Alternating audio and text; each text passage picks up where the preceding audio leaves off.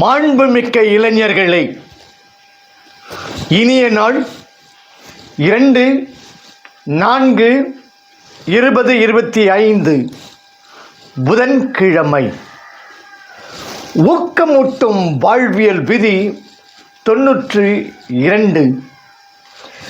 நேர்நோக்கு வாழ்க்கை அல்லது நேர்மறையான வாழ்க்கை உங்களுடைய சொந்த நடத்தையை அவதானியுங்கள். நச்சுத்தன்மையோடு நடந்து கொள்வதை எல்லோரும் நிறுத்திவிட வேண்டும் என்று நாம் விரும்புகிறோம். ஆனால் நம்முடைய சொந்த நடவடிக்கைகளை நாம் அரிதாகவே பரிசீலிக்கிறோம், ஆராய்கிறோம். உங்களுக்காக உங்களுடைய உறவுதான் மிக முக்கியமானது. எனவே உங்களுடைய சொந்த நச்சு வழிகளிலிருந்து விடுபடாமல் இருப்பதற்கு எந்த சாக்குப்போக்கும் இல்லை.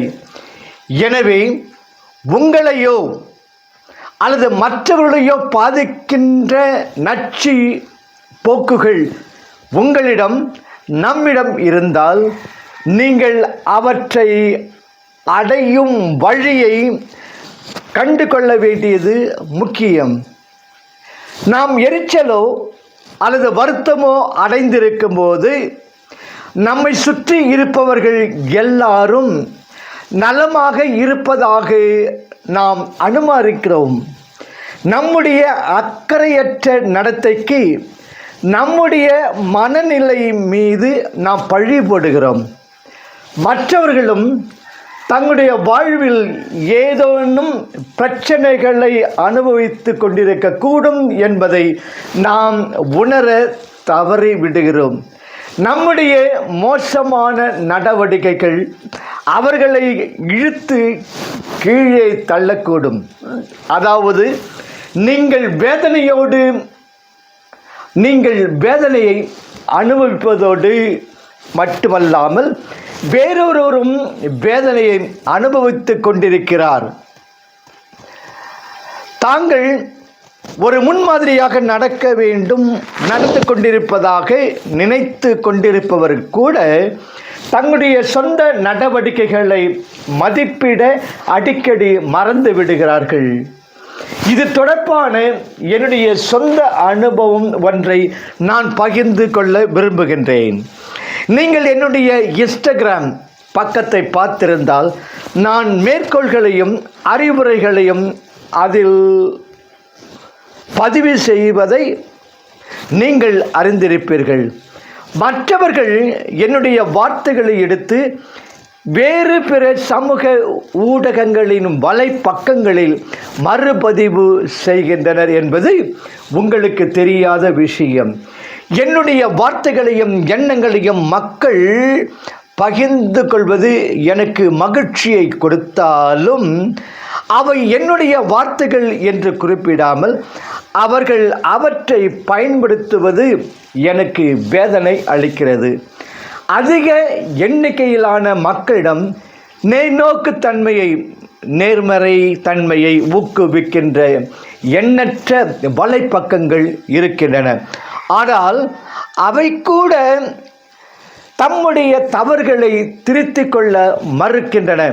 நான் அவர்களை தொடர்பு கொண்டபோது என்னுடைய பக்கங்களிலிருந்து எடுத்து தங்களுடைய வலைப்பக்கங்களில் பதிவு செய்திருந்த விஷயத்தை தாங்கள் அகற்ற விரும்பவில்லை என்று கூறிய அவர்கள் அவற்றை அகற்றினால் தங்களுடைய ரசிகர்களை தாங்கள் இழக்க நேரும் என்று தெரிவித்தனர்.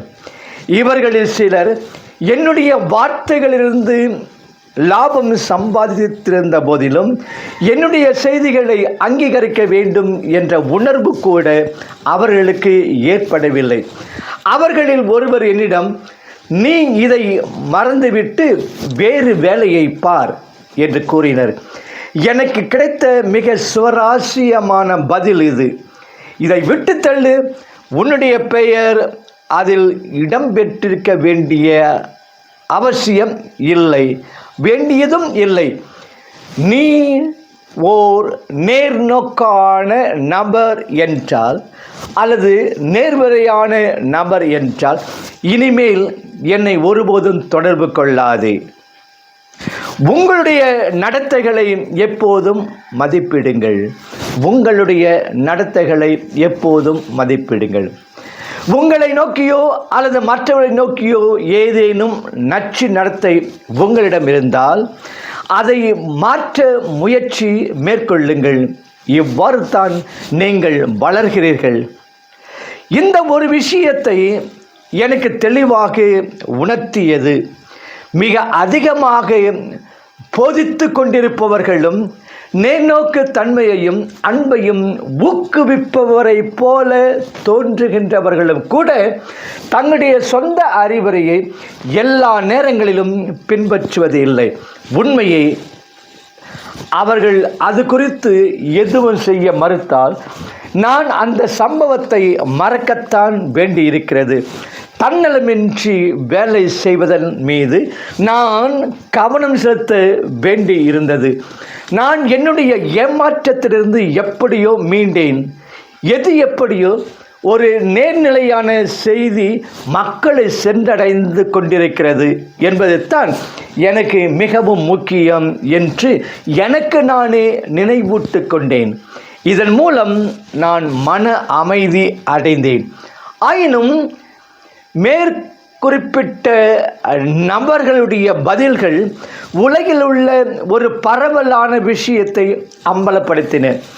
அடுத்தவர் மீது பழியை போடுவது, நம்முடைய சொந்த நடவடிக்கைக்கு பொறுப்பேற்று கொள்வதை தவிர்ப்பதற்காக இன்னொருவரிடம் உள்ள குறையை சுட்டி காட்டுவதில் நாம் மும்முரமாக இருக்கிறோம்.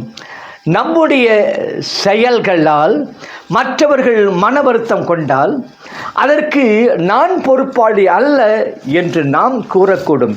ஏனெனில் நம்முடைய செயல்களை குறித்து அவர்கள் கொண்டுள்ள கண்ணோட்டமும் யோசனைகளும் தான் அவர்களை உண்மையிலேயே காயப்படுத்தி கொண்டிருக்கின்றன என்று நாம் நினைக்கிறோம். எனக்கு சரி என்று தோன்றுகின்ற ஒரு விஷயம் இன்னொருவருக்கு தவறாக தெரிந்தால் எங்கள் இருவரில் யாருடைய கருத்து சரியானது? ஒருவர் அளவுக்கதிகமாக உணர்ச்சிப்படுவதாக நீங்கள் நினைக்கும் போது கூட அவர் எத்தகைய உணர்வை அனுபவித்து கொண்டிருக்கிறாரோ அந்த உணர்வு அவருக்கு ஏற்பட்டுள்ளதற்கு என்ன காரணம் என்பதை புரிந்து கொள்ள நீங்கள் முயற்சி செய்ய வேண்டும். உங்களுடைய செயல்கள் தன்னுடைய மனத்தை காயப்படுத்தியுள்ளதாக ஒருவர் கூறும்போது அவர் மனவேதனை அடைந்துள்ளார் என்பதை நீங்கள் நம்ப வேண்டும். அவர்கள் மனவேதனை அடைந்துள்ளார்களா இல்லையா என்பதை அவர்களுக்காக நீங்கள் தீர்மானிக்க முடியாது. இதை நான் என்னுடைய அன்பர்களின் விஷயத்திலும் கற்றுக்கொண்டுள்ளேன். சில சமயங்களில் நகைச்சுவை என்ற பெயரில் நான் சற்று எல்லை மீறி சென்ற அவருடைய மனத்தை காயப்படுத்தி விடுகிறேன். நான் மனவேதனை அடைந்துள்ளதாக அவர் என்னிடம் மனம் விட்டு சொல்லும்போது என்னை தற்காத்து கொள்ளும் விதமாக பழியை அவன் மீது போடுவது நான் அவர்களுக்கு செய்யக்கூடிய மிக மோசமான காரியமாக இருக்கும். ஒருவருடைய உணர்வுகள் பொய்யானவை என்று உங்களால் அவரிடம் கூற முடியாது. நீங்கள் முதலில் அவர்களுடைய உணர்வுகளை புரிந்து கொள்ள முயற்சிக்க வேண்டும். அவர்கள் ஏன் அவ்வாறு உணர்கிறார்கள் என்பதை கண்டறிந்த பிறகு அதை சரி செய்வதற்கு உங்களால் என்ன செய்ய முடியும் என்று நீங்கள் யோசிக்க வேண்டும். இது எல்லா உறவுகளிலும் முக்கியமானது. நாம் ஒவ்வொருவரும் வித்தியாசமானவர்கள். நம் ஒவ்வொருடைய உணர்வுகளும் மதிப்புக்குரியவைத்தான்.